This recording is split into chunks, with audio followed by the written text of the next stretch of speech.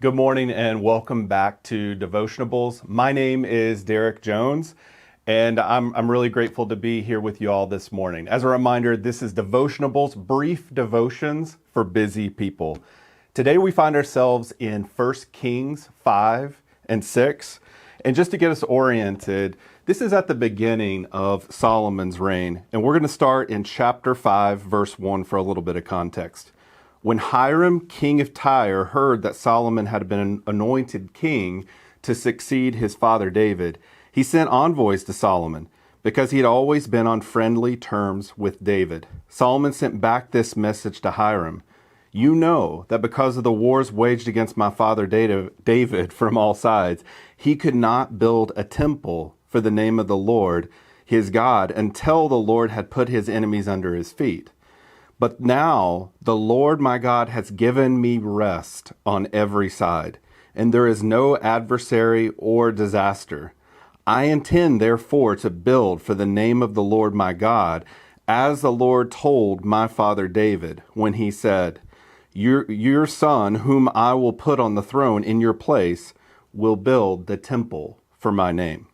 So give orders that cedars of Lebanon be cut for me. My men will work with yours, and I will pay you for your men whatever wages you set. You know that we have no one so skilled in felling timber as the Sidonians.' When Hiram heard Solomon's message, he was greatly pleased and said, 'Praise be to the Lord today, for he's given David a wise son to rule over this great nation.'" So when I think about how the story's setting up, Solomon, again, is early in his reign. He is recognizing that he's in a position to fulfill the promise that God has put before him and his family, ultimately his father. And he's in a position to rely on relationships that his dad established. And by being faithful and honoring those relationships, it's going to allow him to fulfill ultimately the call and promise that God has put on him through Hiram, king of Tyre. Now, there's some things we know about Hiram, some things we don't. We don't know if Hiram was a believer.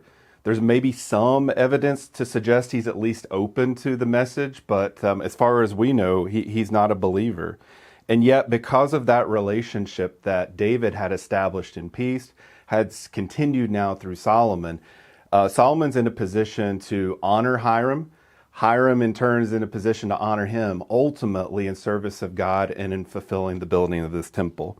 So that's something I want to emphasize. It strikes me that we're in a season right now of building. And in this season, I have no idea what God has put before us in terms of partnering with others.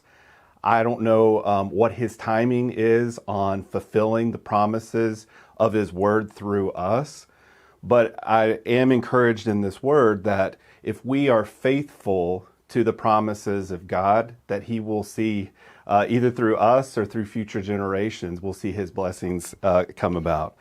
So if we fast forward through chapter 5 and start looking at chapter 6, this was no short endeavor. It took about 7.5 years to finally build the temple.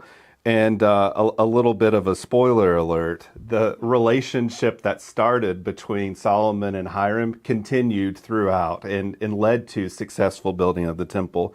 So just a couple of highlights when we look at the temple being built. The temple was massive, 90 feet long, 30 wide, 45 tall. This made it twice the length and width of Moses' tabernacle. The porch of the temple was 20 cubits wide, 10 cubits deep. According to 2 Chronicles 3:4, the height was about 120 cubits.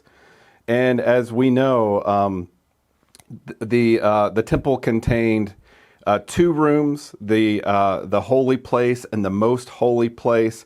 Both of them were overlaid with gold, even the floor. And in the most holy place were images of two cherubim made of wood and overlaid with gold.